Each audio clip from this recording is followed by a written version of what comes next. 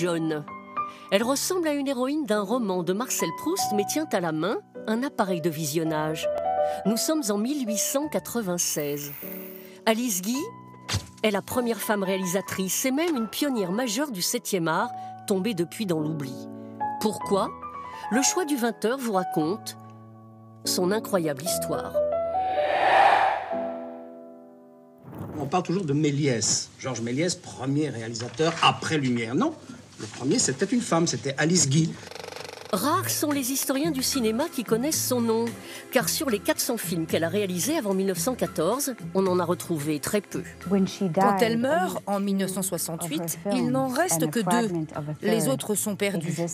C'est le cas de beaucoup de films muets, et c'est une des raisons pour lesquelles elle est inconnue. Tout commence en 1895, lorsque l'ingénieur Léon Gaumont emmène sa secrétaire Alice Guy à la première projection des Frères Lumière. Pour elle, c'est une révélation. J'ai proposé à M. Gaumont de faire quelques scènes de cinéma. Il m'a dit oui, c'est une affaire de jeune fille, en effet. Eh bien, mon Dieu, vous pouvez essayer, mais à une condition, c'est que votre courrier n'en souffre pas. Elle tourne donc la première histoire au cinéma, La Fée aux choux. Et le public en redemande. Alors Léon Gaumont confie à cette toute jeune femme la direction du service de vue animée de fiction. Elle signe de petits bijoux, dont une spectaculaire vie du Christ. Elle utilise les technologies nouvelles comme le chromophone, qui associe l'image et le son, qu'elle fait immortaliser dans cet émouvant making-of. Et puis en 1910, elle quitte la France pour les États-Unis pour suivre son mari, Herbert Blaché.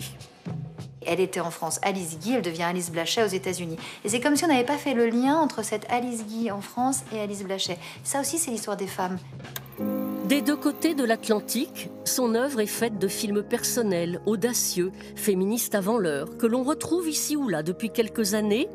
50 ans après sa mort, Alice et ses merveilles retrouvent enfin leur gloire perdue. Be Natural, c'est le titre du documentaire qui retrace la vie de Alice Guy. Il est signé Pamela Green. C'est la fin de ce journal. Dans un instant, le journal